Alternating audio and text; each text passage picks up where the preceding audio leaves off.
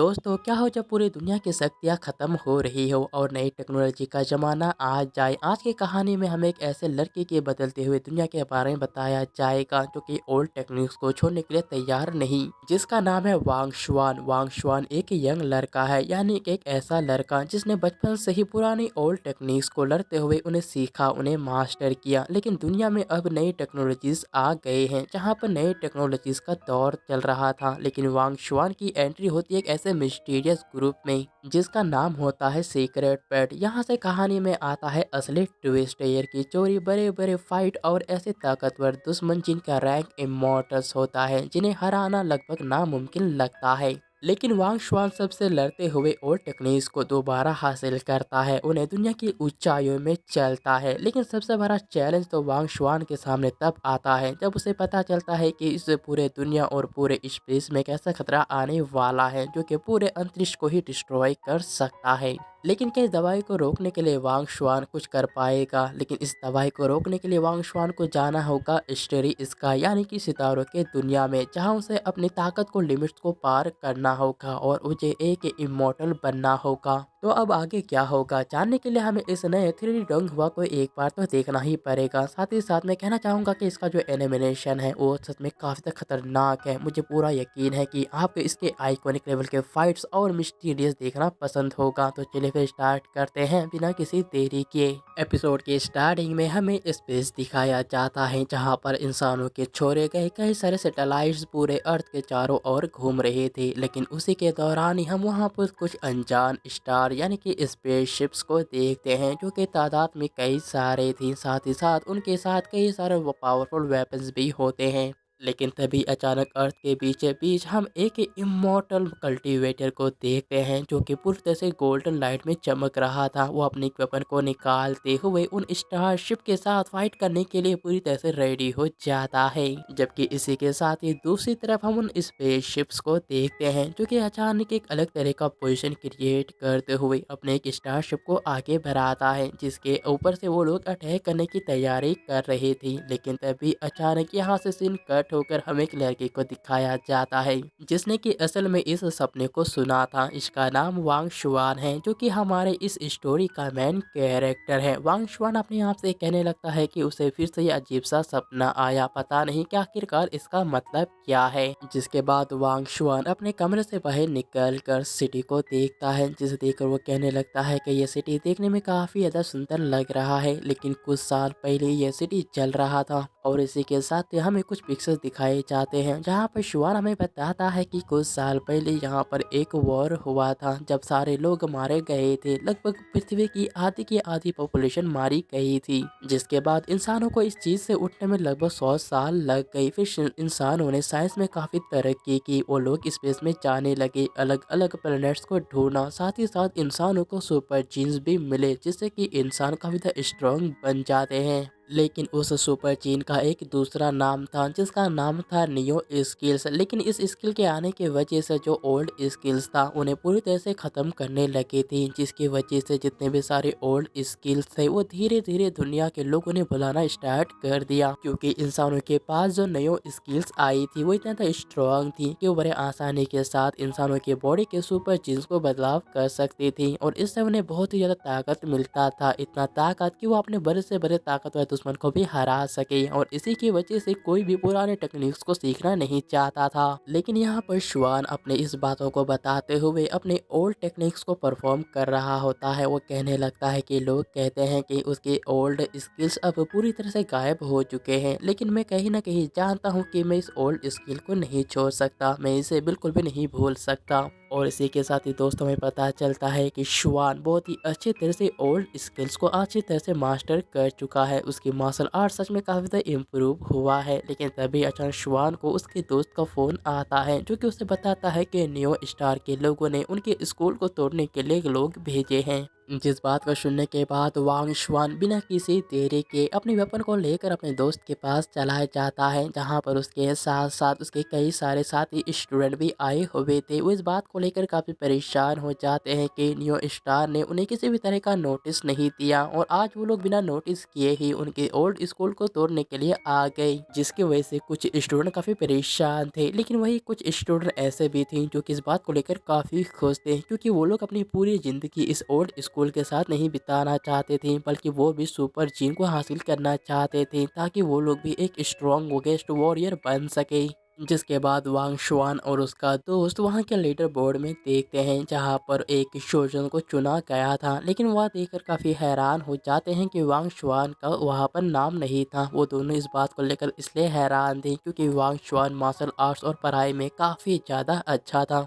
अब वो दोनों इस बात के ऊपर ध्यान दे ही रहे थे कि तभी अचानक उन्हें वहाँ पर एक बंदा आता दिखाई देता है, जो कि न्यू स्टार का यंग मास्टर था। वहाँ पर आने के बाद ओल्ड स्कूल के स्टूडेंट का बहुत ही मजाक उड़ाता है। वह उन्हें बताता है कि तुम लोगों का ओल्ड स्किल बहुत ज़्यादा बेकार हो चुका है। मेरी बात मानो, अगर तुम लोग समझदार हो तो तुम लोगों को भी अपनी बॉडी के साथ न्यू स्किल को एक्टिवेट कर लेना चाहिए, ताकि तुम लोग भी सुपर जेंस को हासिल कर सको और एक इमोर्टल वॉरियर बन सको। लेकिन उस बंदे के बातों को सुनने के बाद वहाँ पर आए सभी के सभी स्टूडेंट्स उनके ऊपर काफ़ी गुस्सा हो रहे थे। लेकिन इसी के बीच उन्हें वहाँ पर एक बहुत ही ब्यूटीफुल लड़की आती हुई दिखाई देती है, जो कि देखने में परी जैसी लग रही थी। ये देखने के बाद वहाँ के सारे स्टूडेंट अब उसी लड़की के बारे में ही बात करने लग जाते हैं। साथ ही साथ इस लड़की का नाम किंग हान होती है, जो कि इस सिटी के बड़े फैमिलीज में से एक फैमिली की बेटी है और साथ ही साथ देखने में ये काफ़ी ज़्यादा गजब की खूबसूरत भी है। लेकिन इसी के साथ ही दोस्तों, यहाँ पर किंग हान और हमाहिरो वांग शुआन का एक बहुत ही शानदार लेवल का आई कांटेक्ट हो जाता है, यानी कि दोनों ही एक दूसरे को एक नज़र देखते हैं लेकिन कुछ कहते नहीं, और यहाँ से किंग हान चुपचाप निकल जाती हैं। अब उसके जाने के बाद वो बंदा यंग मास्टर दोबारा कहता है कि चलो जल्द से काम स्टार्ट करो, हमें इस स्कूल को तोड़ना ही होगा। तब इस बात को सुनने के बाद ओल्ड स्कूल के स्टूडेंट काफ़ी ज़्यादा गुस्सा हो जाते हैं, उन्हें रोकने की कोशिश करते हैं। यहाँ तक कि इसी के दौरान उनके बीच हाथापाई भी हो चुका था। तब ये देखकर वांग शुआन का दोस्त, जिसका नाम किन था, वो बिना किसी सोचे समझे उस यंग मास्टर के ऊपर अटैक करने के लिए चला जाता है। लेकिन उससे पहले ही उसका बॉडीगार्ड उसे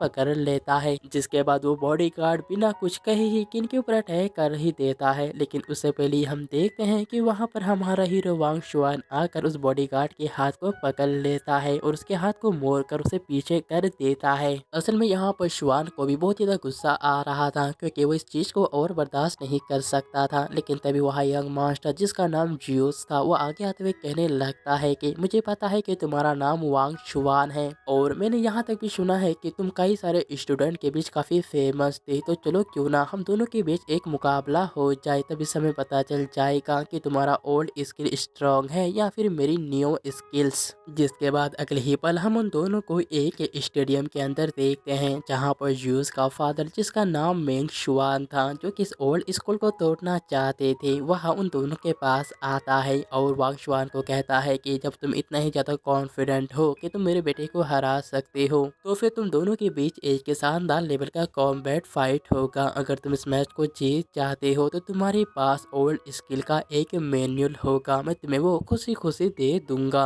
इतना कहने के बाद जू का फादर वहां से चला जाता है, जबकि दूसरी तरफ वांग शुआन और जू अलग अलग पोजीशन में आ जाते हैं। ये देखकर वांग शुआन के दोस्त काफी ज्यादा चीयर करने लगते हैं, जबकि वही दूसरी तरफ हम जू यानी कि मिंग शुआन को देखते हैं, जो कि अपने एक बॉडीगार्ड को कहता है कि इन दोनों के बीच में जो फाइट होगा तो मुझे रिकॉर्ड करना, और जैसे ही मेरा बेटा जीत जाए तो मुझे पब्लिक कर देना, ताकि कोई भी फैमिली दोबारा इस चीज की और आ ना सके और वो लोग ओल्ड स्किल को बचाने की कोशिश ना करें। लेकिन तभी अचानक हम देखते हैं कि वहाँ पर किन हान भी आ जाती है, जो देखने के बाद मिंग शुआन तो काफी खुश था। वो कहता है कि आओ बैठो, ये मैच स्टार्ट होने ही वाला है। लेकिन साथ ही साथ मिंग शुआन किंग हान को कहने लगता है कि मैंने आज तुम्हें यहाँ पर इसलिए इनवाइट किया ताकि तुम फ्यूचर में होने वाले एवोल्यूशन को देख सको, तुम्हें पता चले कि न्यू स्किल्स कितना अच्छे हैं जबकि ओल्ड स्किल्स बेकार हैं, ताकि तुम्हारी फैमिली इस मैटर में दोबारा दखल ना दे। जिसके बाद हम जू और वांग शुआन को देखते हैं, जहाँ पर दोनों एक दूसरे के पर अटैक करते हैं। दोनों के बीच एक शानदार कॉम्बैट फाइट हो रहा था, लेकिन यहाँ पर वांग शुआन यहाँ जू के ऊपर भारी पड़ता है, है। लेकिन ये देखकर वांग शुआन काफ़ी हैरान हो जाता है कि उसके ऊपर अटैक करने के बावजूद भी जू अपने नियो स्किल्स को एक्टिवेट नहीं कर रहा, और इसी की वजह से वांग शुआन फैसला करता है कि वो इस बंदे के ऊपर और भी दबाव बनाएगा ताकि ये अपने नियो स्किल्स को एक्टिवेट करे। और यहाँ पर बिल्कुल वैसा ही होता है। यहाँ पर वांग शुआन पहले से बहुत ही और अच्छे तरह से अटैक करता है,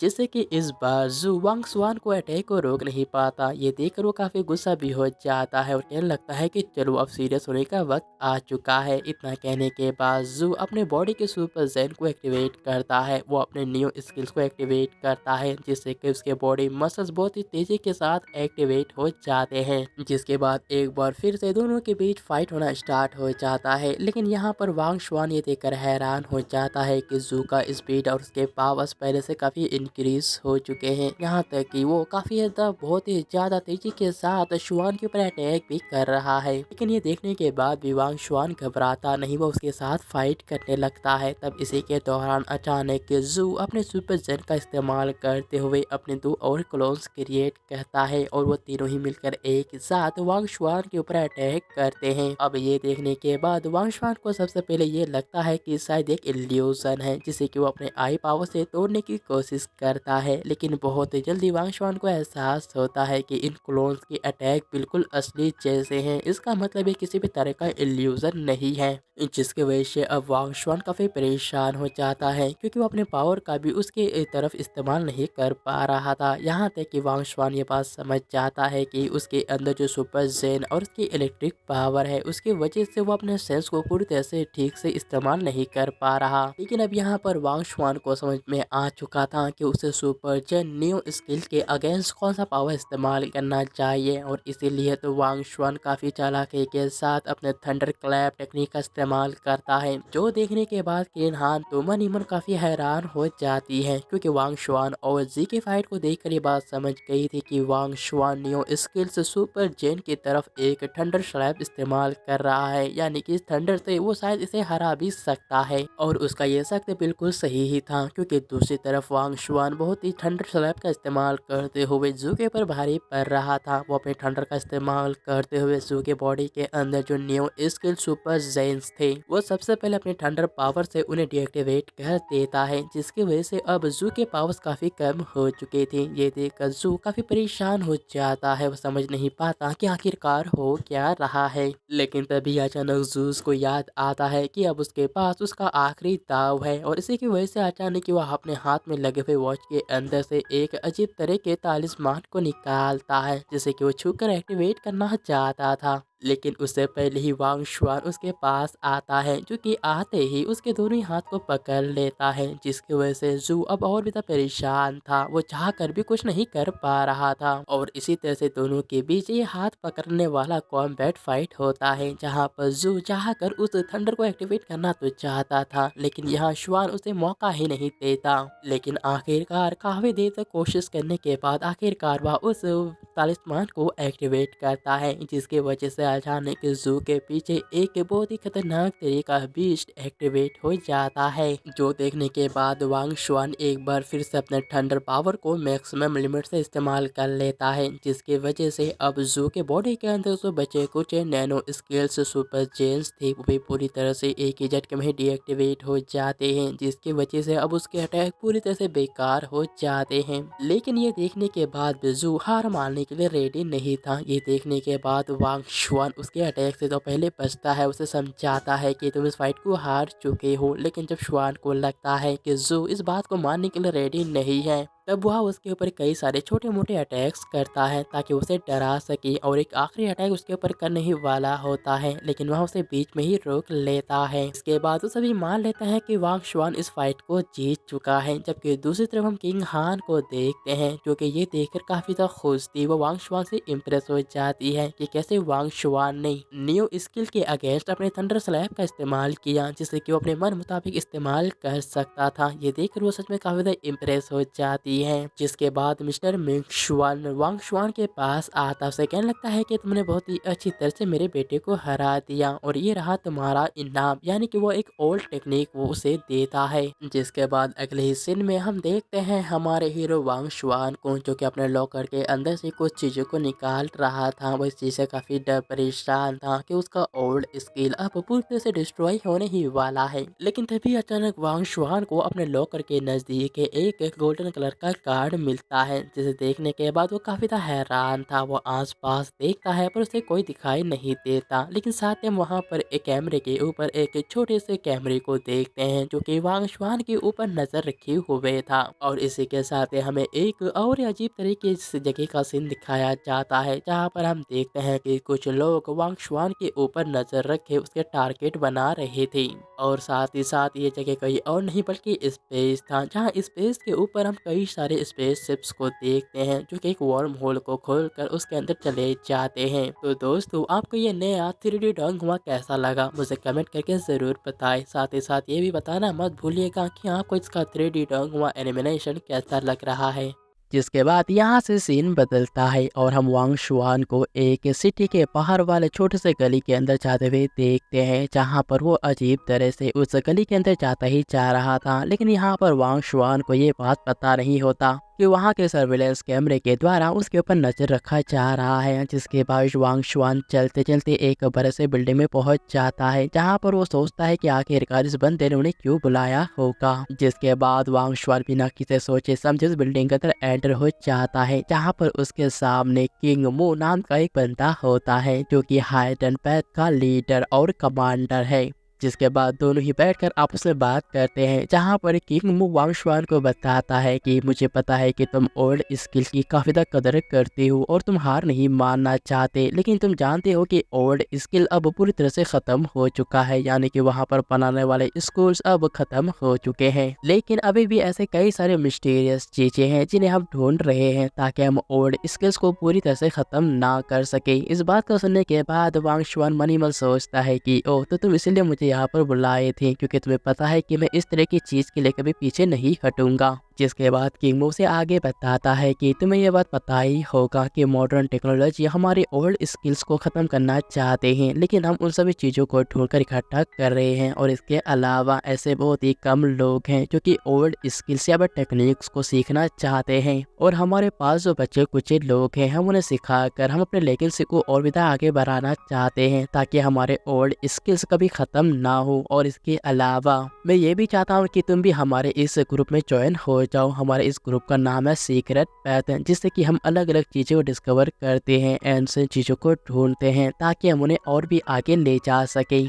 इस बात को सुनने के बाद वांग शुआन पूछता है कि मैं आपके ग्रुप को ज्वाइन करने के लिए क्या कर सकता हूँ। तब इस पर किंग मू से बताता है कि ज़्यादा कुछ नहीं, बस तुम्हें एक छोटा टेस्ट देना होगा, लेकिन याद रहे यह टेस्ट भी काफ़ी ज़्यादा रिस्की होगा। लेकिन फिर भी वांग शुआन इस बात के लिए मान जाता है, जिस पर किंग मू काफ़ी खुश होते हुए वांग शुआन को एक टेक्नोलॉजी वाला वॉच देता है। उसे बताता है कि इसकी मदद से तुम हमें कॉन्टैक्ट कर सकती हो, साथ ही साथ तुम अपने पावर्स और अपने फिजिकल स्ट्रेंथ को भी देख सकते हो। तुम इस वॉच से पता लगा सकते हो कि तुम्हारी ताकत कितनी है, और ये आगे तुम पर डिपेंड करता है कि हमारे पास जितने सारे ओल्ड स्किल मैनुअल्स या टेक्निक्स हैं तुम उनका इस्तेमाल करके एक अल्केमिस्ट बनती हो या फिर एक इमॉर्टल। जिसके बाद किंग मू वांग शुआन को एक बॉक्स ओपन को करने को कहता है, जिसके अंदर से एक मार्क्स मिलता है। किंग मू से बताता है कि तुम हमारे लिए जिस मिशन में जा रहे हो, अगर वहाँ पर तुमने किसी से दुश्मनी मोड़ ली तो इस मार्क्स के बाद वो तुम्हें पहचान नहीं पाएगा और तुम अपने ऑर्डिनरी लाइफ को जी पाओगे। इसके बाद 7 दिन बाद हम देखते हैं कि किंग मू वांग शुआन को लेकर एक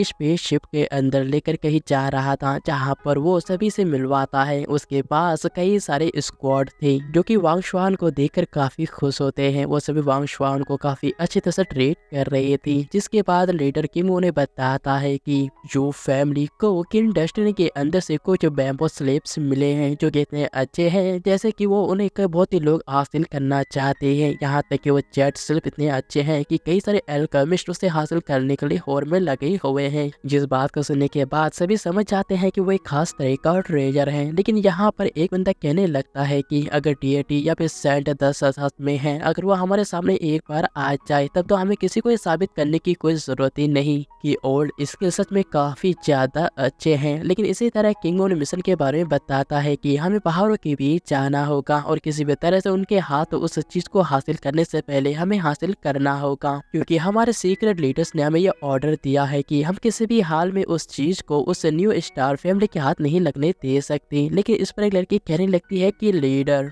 न्यू स्टार के लीडर मिस्टर शुमैंग शुआ ने तो पहले ही कहा था कि उनके पास न्यू स्किल्स आ चुका है और इसी वजह से वो ओल्ड स्किल्स को किसी भी तरह से नुकसान नहीं पहुंचाना चाहते। तो आखिरकार वो लोग दोबारा ऐसा क्यों कर रहे हैं? जिसके बाद वो सभी इसी तरह से आपस में अपने मिशन के बारे में बात कर रहे होते हैं, जहाँ पर उन्हें पता भी ये चलता है कि वहाँ पर कई सारे खतरे उनका इंतजार कर सकते हैं और उन्हें किसी भी तरह से सेफ रहकर उस जेड बैम्बो स्लिप्स को हासिल करना होगा बिना किसी देरी के। जिसके बाद वो लोग अपने स्टारशिप को बहुत दूर पार करके पैदल चलते हैं, जहाँ पर वो चलते चलते एक पहाड़ी गुफा के अंदर एंटर होते हैं। वो लोग काफी सावधानी और काफी केयरफुल तरीके से आसपास देखते हुए जा रहे थे, क्योंकि वो लोग किसी भी तरह से खतरा मोड़ नहीं ले सकते थे। साथ ही साथ वो लोग उस ओल्ड स्किल को इसलिए हासिल करना चाहते हैं क्योंकि आज के जमाने में जो न्यू स्किल सुपर जेंस हैं वो लोग पुराने स्किल्स को पूरी तरह से खत्म करना चाहते हैं, ताकि आने वाले फ्यूचर में हर एक बंदा न्यू स्किल को भी ले ले और इस तरह से फ्यूचर में हर कोई न्यू स्किल ले ले और इस तरह से पूरा फ्यूचर ही बदल जाएगा और पुराना जमाने के किसी भी तरह टेक्निक्स और कल्टीवेशन को कोई भी याद नहीं करेगा। जिसके बाद वो लोग चलते चलते उस गुफा के अंदर एंटर होते हैं, जहाँ पर उन्हें अपने सामने जो रोबोट दिखाई देते हैं, जिनके अंदर 2 पायलट थे। वो लोग गेट को पूरी तरह से सेफ गार्ड कर रहे थे।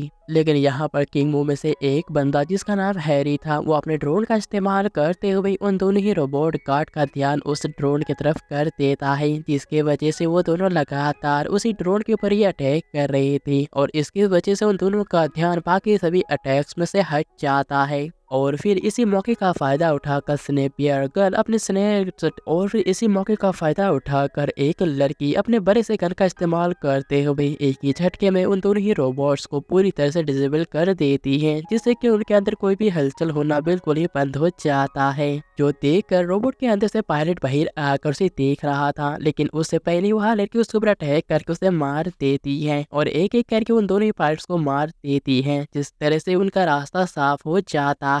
जिसके बाद वो लोग चलते चलते किंग डेस्टिनी की और अंदर चले जाते हैं, जहाँ पर उन्हें कई सारे सोल्जर्स दिखाई देते हैं जो कि न्यू स्टार के ही लगाए गए थे। लेकिन यहाँ पर किंग मू और उसके साथ ही काफी साफ तरीके से एक एक करके उन सोल्जर्स को मार कर रास्ते से हटाना लगते हैं और देखते ही देखते वो लोग बहुत ही जल्द उन ग्रुप्स के पास पहुंच जाते हैं, क्योंकि उनसे पहले ही यहाँ पर आकर उस जेड बैम्बो स्लिप को ले जाने लगे थे। लेकिन तभी अचानक उन्हीं में से एक बंदा उनके पास आता उन्हें बताता है कि मास्टर, असल में कुछ लोग यहाँ पर घुस आए हैं जिन्होंने कि हमारे कई सारे सोल्जर्स को मार डाला है और इसी वजह से हमें जल्द से जल्द यहाँ से निकलना होगा। अब इस बात का पता चलते ही वो लोग पूरी तरह से केयरफुल हो जाते हैं। न्यू स्टार के लोग अपने यंग मास्टर जो कि जू था उन्हें कहने लगता है कि आप इस स्क्रोल को लेकर यहाँ से निकल जाइए, बाकी की चीजों को हम लोग लेकर ही आते हैं। जिसके बाद वो सभी जल्द से जल्द अपने काम पर लग जाते हैं। सभी में हरकरी मच जाता है। वही दूसरी तरफ हम किंग मू को देखते हैं, जो कि ये देख चुका था। वो अपने साथियों को बताता है कि उन्हें हमारे यहाँ पर आने के बारे में पता चल चुका है, तो इसी वजह से हमें भी उनके ऊपर अचानक ही अटैक करना होगा ताकि उन्हें संभालने का कोई मौका ना मिले। और फिर देखते ही देखते किंग मू अपने साथियों के साथ न्यू स्टार के लोगों के ऊपर अटैक करना स्टार्ट कर देता है और यहाँ पर इनके बीच एक शानदार वॉर स्टार्ट हो जाता है। हालांकि यहाँ पर न्यू स्टार के लोग कई सारे थे, उनके पास कई सारे आधुनिक लेवल की टेक्नोलॉजीज थी, जिसकी वजह से वो लोग कई सारे खतरनाक तरीके से अटैक भी कर रहे थे। लेकिन यहाँ पर किंग के साथियों के पास ओल्ड स्किल्स और आधुनिक टेक्नोलॉजीज थी, जिसकी वजह से वो लोग कम होने के बावजूद भी वो सभी न्यू स्टार के सोल्जर्स के ऊपर भारी पड़ रहे थे। वो लोग काफी अच्छे तरह से एक एक करके सारे के सारे सोल्जर्स को अपने रास्ते से हटाने लग जाते हैं। वो लोग कुछ सोल्जर्स को मार रहे थे तो कुछ सोल्जर्स को बेहोश कर रहे होते जाते हैं। लेकिन इसी के साथ ही हम देखते हैं हमारे हीरो वांग शुआन को, जो कि जू के ऊपर पीछे अटैक करता है, लेकिन जू का एक बॉडीगार्ड आकर उसके अटैक को ब्लॉक करता है, जिसकी वजह से दोनों ही दूर चले जाते हैं। साथ ही साथ वो बॉडीगार्ड वांग शुआन को कहता है कि मेरे प्यारे दोस्त, इस बैम्बो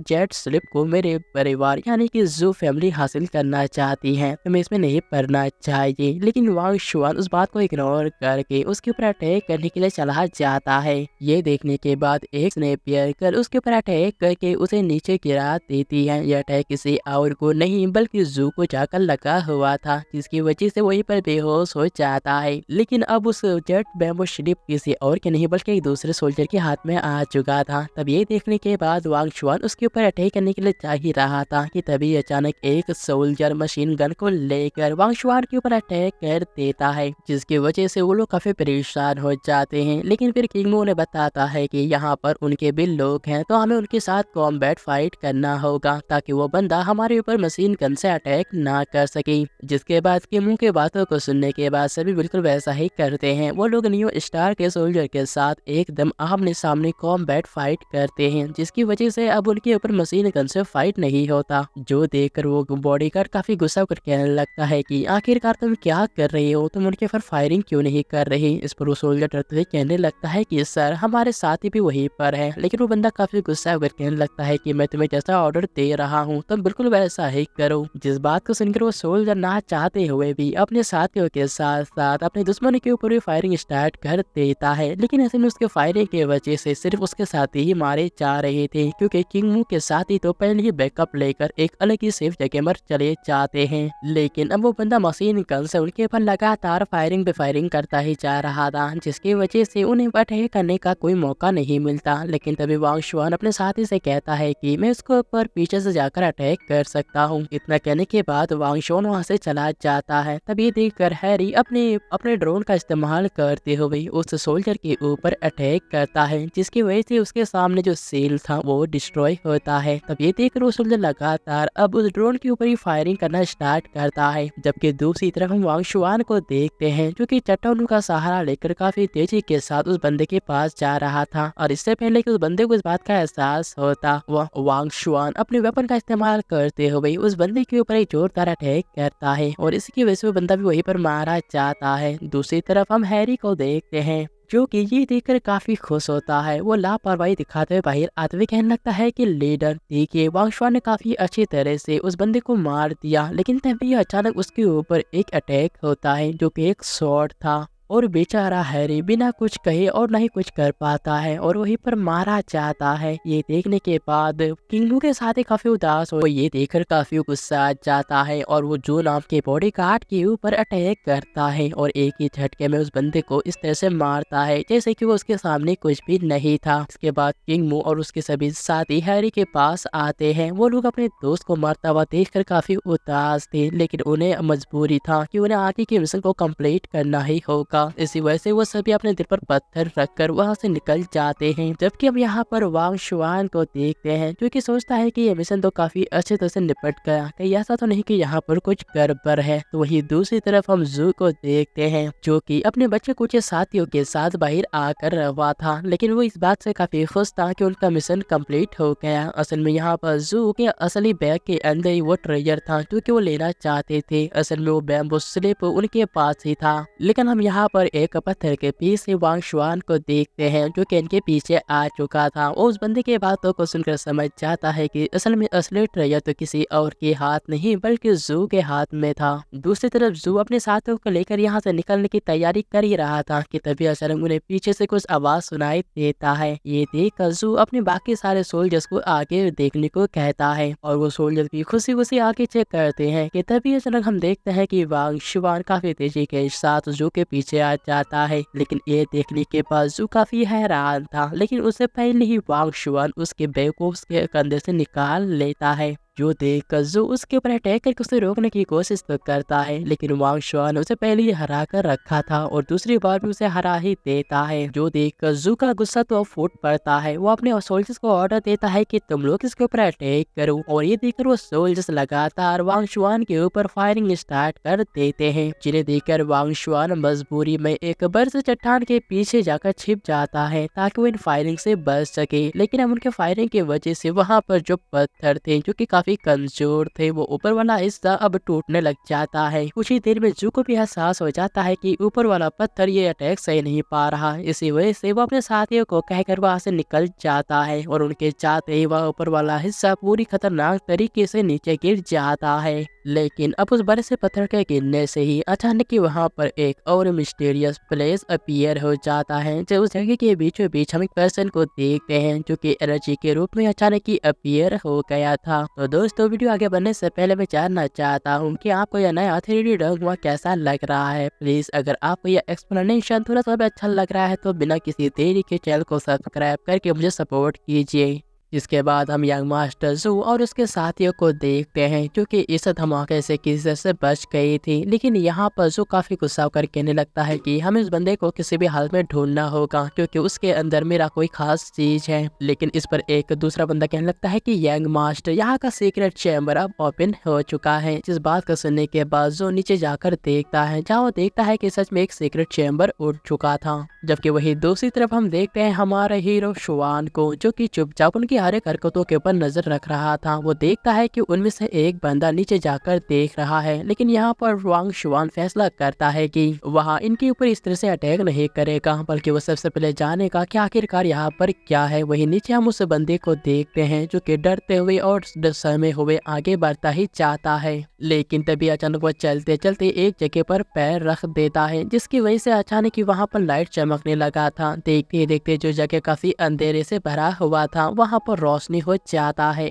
लेकिन उससे बेहतर हैरानी की बात तो ये था कि उनके सामने सबसे पहले उन्हें एक शॉट दिखाई देता है और देखते देखते वहाँ पर एक गोल्डन लाइट भी चमक रहा था जो कि किसी तरह के आदमी का रूप लेता है। और देखते देखते वहाँ एक गोल्डन लाइट से चमकते हुए एक आदमी का रूप लेता है। ये देखने के बाद जू काफी खुश होता है। वो समझ जाता है कि ये बंदा जिसके अंदर इतने सारे खास तरह के एनर्जीज हैं और इसके रॉब दिखाई दे रहे हैं, ये एक इमोर्टल एल्केमिस्ट है जो कि उस बैम्बो स्लिप में लिखा हुआ था। जिसके बाद जू का आदमी डरते हुए आगे बढ़ता है। हालांकि वो ये देखकर समझ चुका था कि यहाँ पर बहुत ज्यादा खतरा है, लेकिन वो अपने मास्टर की बातों को बिल्कुल भी टाल नहीं सकता था और इसी की वजह से मजबूरन वहाँ उस बंदे के नजदीक जाता है और डरते हुए उस शॉट को लेने की कोशिश करता है। लेकिन तभी अचानक वहाँ पर एक अजीब तरह से गोल्डन लाइट चमकने लगते हैं। वहाँ की जगह में एक एंशिएंट फॉर्मेशन क्रिएट हो जाता है, जिसकी वजह से जो बंदा उस शॉट को लेने की कोशिश कर रहा था उसे बहुत ही अजीब तरह की चीजें एहसास होता है। उसे हेलोनेशन हो रहे थे, उसे कई सारे इल्यूजन दिखाई देते हैं, जिसकी वजह से वो काफी डर जाता है और शॉट को लेने के बिना ही वह डर के मारे भागने की कोशिश करता है। लेकिन इससे पहले कि वो बंदा अपने जान को बचाकर वहां से भाग पाता, अचानक ही वहां फॉर्मेशन एक धमाके के साथ डिस्ट्रॉय हो जाता है, जिसकी वजह से वो बंदा जो कि शॉट को लेने की कोशिश कर रहा था वो भी एक ही झटके में मारा जाता है। ये देखने के बाद तो सभी सच में काफी हैरान हो जाते हैं, लेकिन उससे ज्यादा हैरान वो ये देखकर होते हैं कि वो शॉट और उसका मास्टर अचानक ही यहाँ से गायब हो चुके हैं, जो देखकर उन सभी को और शुआन को काफी हैरानी होता है। लेकिन तभी उन सभी को दिखाई देता है कि वो बंदा मरने से पहले अचानक ही अपने पीछे एक अजीब तरह का मैप या फिर कुछ छोड़ कर गया था। ये देखने के बाद वो सभी काफी हैरान थे। लेकिन तभी अचानक शुआन के पास जो बैग था उसके अंदर से गोल्डन लाइट चमकने लगता है और इसी की वजह से जू को उसके लोकेशन के बारे में पता चल जाता है। इसी वजह से वो अपने दो साथियों को कहता है कि हे, तुम दोनों जाकर उसे मार डालो और उस बैकपैक को वापस लेकर आओ। और इतना कहने के बाद जू खुद उस खाई के नीचे गिर जाता है। दूसरी तरफ हम उन दोनों ही बंदे को देखते हैं जो कि वांग शुआन की तरफ काफी देर से जा रहा था। हालांकि ये देखने के बाद वांग शुआन उनके ऊपर फायर भी करता है, लेकिन उन दोनों के अटैक की वजह से उसका गन भी कहीं दूर जाकर गिरता है अब यहाँ पर शुआन बहुत ही बुरी तरह से फंस चुका था, लेकिन फिर वो घबराता नहीं। वो सबसे पहले अपने माइंड को शांत करता है और अचानक ही उन दोनों ही बंदे के ऊपर अटैक करता है। यहाँ पर शुआन काफी तेजी के साथ सबसे पहले एक बंदे के ऊपर अपने चाकू से अटैक करके उसे मारता है और फिर बिना एक पल देरी के उस दूसरे बंदे के ऊपर भी अटैक करता है। हालांकि उस बंदे ने शुआन के ऊपर फायर तो कर दिया था, लेकिन शुआन बहुत ही आसानी के साथ लगभग मरते मरते बचता है और आखिरकार उस बंदे को भी मार डालता है। जिसके बाद शुआन उस बंदे को मारने के बाद काफी तेजी के साथ उस खाई के नीचे गिर जाता है, जहां वो अपने सामने जू को देखता है, जो ये देखकर बिना किसी देरी के उसके ऊपर अटैक करता है, लेकिन वो कुछ नहीं कर पाता। जिसके बाद वांग शुआन से कहता है कि बेहतर होगा कि तुम उस चीज को मेरे हवाले कर दो। लेकिन यहाँ पर जू अचानक ही वांग शुआन को कहता है, हालांकि ये बात तो जाहिर था कि जू को पता नहीं था कि उसका दुश्मन कोई और नहीं बल्कि वांग शुआन था, क्योंकि वांग के फेस में पहले एक अजीब तरह का चेहरा लगा हुआ था, जिसकी वजह से उसे कोई पहचान नहीं सकता। जिसके बाद दोनों के बीच कॉम्बैट फाइट होने स्टार्ट हो जाता है, क्योंकि यहाँ पर जू ने वांग शुआन को कहा था कि उनके पास कॉम्बैट फाइट होगा, दोनों में से जो भी इस कॉम्बैट फाइट में जीतेगा उसे ही यहाँ का मैप, यहाँ का ट्रेजर मिलेगा। लेकिन यहाँ पर शुआन तो पहले ही उसके पहले अटैक के बारे में जान चुका था, उसने तो उसे पहले ही हरा कर रखा था। इसी की वजह से शुआन को काफी भरोसा था कि उसे दूसरी बार भी हरा सकता है, और होता बिल्कुल वैसा ही है। कुछ देर तो यहाँ पर दोनों के बीच काफी शानदार लेवल के तरीके से कॉम्बैट फाइट होता है। हालांकि यहाँ पर जू काफी अच्छे तरह से वांग शुआन को टक्कर दे रहा था, लेकिन वांग शुआन ने तो पहले उसे हरा कर रखा था, और इसी के वजह से वो दूसरी बार उसे बहुत ही आसानी के साथ हरा देता है। जिसके बाद वांग शुआन उस ट्रेजर को लेने के बाद जू को बेहोश करके वहीं पर गिरा देता है, और जल्दी से अपने बैकपैक के अंदर से उस गोल्डन बुक को बाहर निकालता है। शुआन चेक करना चाहता था कि उसके हाथ में आखिरकार किस तरह के ट्रेजर्स लगे हुए हैं, लेकिन यहाँ पर वांग शुआन जैसे अपने दोनों ही ट्रेजर को बाहर निकालता है, अचानक ही उन दोनों की वजह से वो बंदा जो कि कुछ देर पहले ही यहाँ से गायब हो चुका था, उस जगह का मास्टर दोबारा से वापस आ जाता है। इसी के साथ वो स्पिरिट जो कि अब स्पिरिट के रूप में आया हुआ था, बहुत ही अजीब अजीब तरह से बातें कहने लगता है। वो कहने लगता है कि अगर तुमने मेरे टेक्निक्स को सीख लिया तो तुम बहुत ही अच्छी तरह से इमॉर्टल बन सकते हो या फिर एक एल्केमिस्ट बन सकते हो। हालांकि वांग शुआन उस स्पिरिट की बातें को बिल्कुल भी समझ नहीं पा रहा था, लेकिन वो ये बात देखकर समझ जाता है कि उसके सामने उस मास्टर के कई सारे इमॉर्टल टेक्निक्स वो आ चुके हैं, जिसके वजह से वांग शुआन वहीं पर बैठकर उन्हें अच्छी तरह से याद करने लगता है। जबकि दूसरी तरफ हम स्पिरिट मास्टर को देखते हैं, जो कि अलग अलग टेक्निक को डायरेक्टली वांग शुआन की बॉडी के अंदर ट्रांसफर कर रहा था। यानी कि एक तरह से देखा जाए तो वो मास्टर अपने सिखाए या फिर अपने बनाए गए टेक्निक्स को सीधे वांग शुआन को दे रहा होता है, ताकि वो इस टेक्निक को आगे भी इस्तेमाल कर सके। लेकिन कुछ ही देर में ये चीज पूरी तरह से खत्म हो जाता है। ये देखने के बाद वांग शुआन को समझ में नहीं आता कि इतने लिए कैसे खत्म हो सकता है, लेकिन जब उसका नजर उसके स्वॉर्ड और उस स्पिरिट के ऊपर पड़ता है तो काफी डर जाता है, क्योंकि वो दोनों ही बहुत ही अजीब तरह से बिहेवियर कर रहे थे। यानी कि वो स्पिरिट अपने स्वॉर्ड को लेकर एक अलग ही टेक्निक को इस्तेमाल कर रहा था। वो बहुत ही खतरनाक तरीके से एनर्जी ब्लेड छोड़ रहा था, जिसकी वजह से आसपास के पत्थर बहुत ही खतरनाक तरीके से डिस्ट्रॉय होते थे।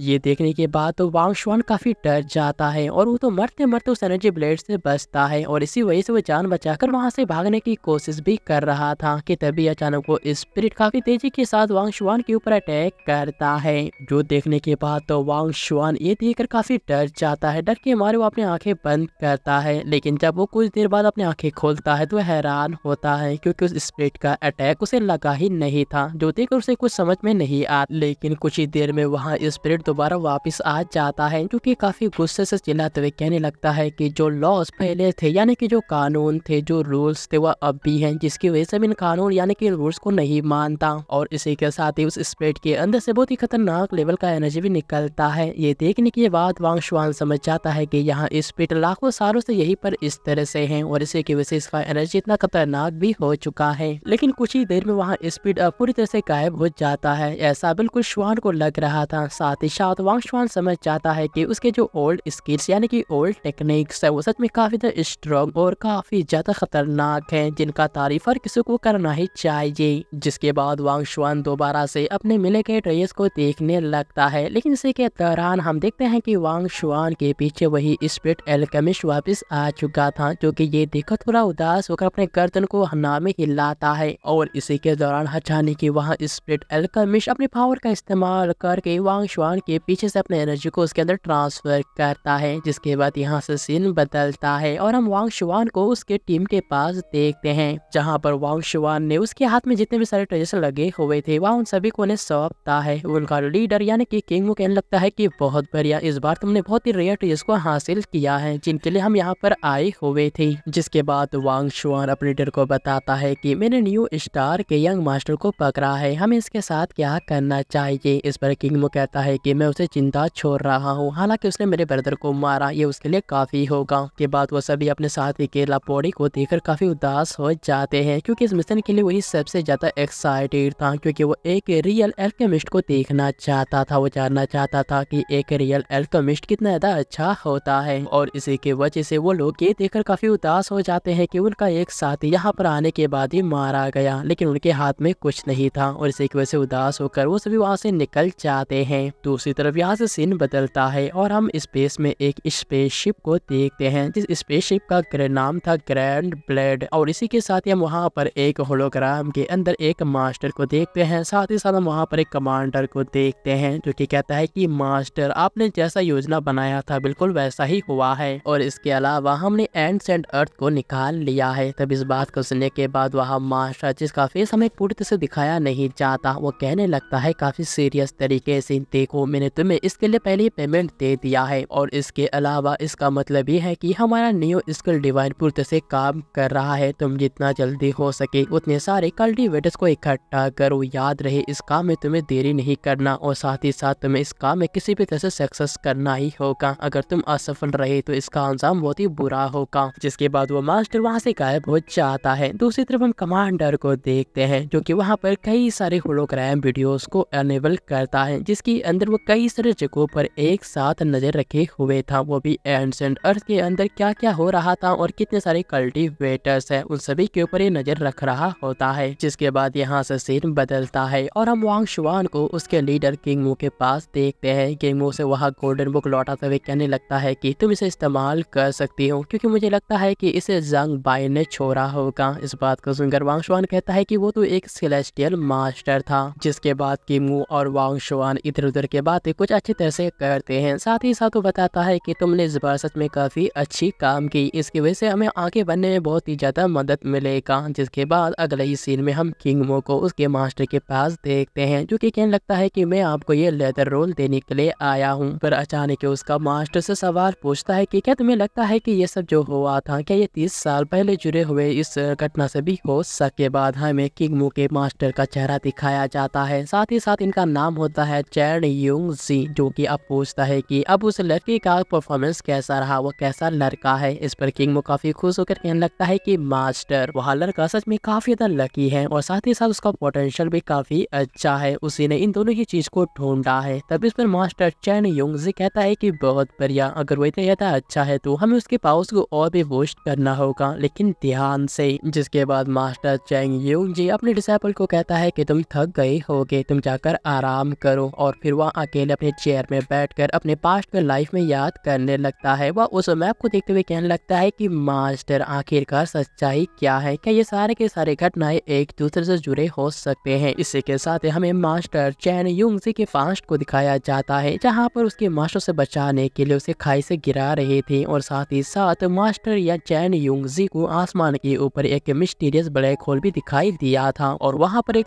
तबाही मचा हुआ था। इन सब चीजों को सोचने के बाद मास्टर चैन यूंग जी अब सच्चाई के बारे में तलाश करना चाहते थे, और वो सच्चाई क्या होगा वो हमें आगे के एपिसोड में बहुत जल्द पता चलेगा। लेकिन दोस्तों, आगे बढ़ने से पहले कहना चाहता हूँ कि अगर आपको ये 3D डॉग वाइट नहीं अच्छा लग रहा है तो प्लीज बिना किसी देरी के चैनल को सब्सक्राइब करके साथ ही साथ कमेंट करना मत भूलिएगा।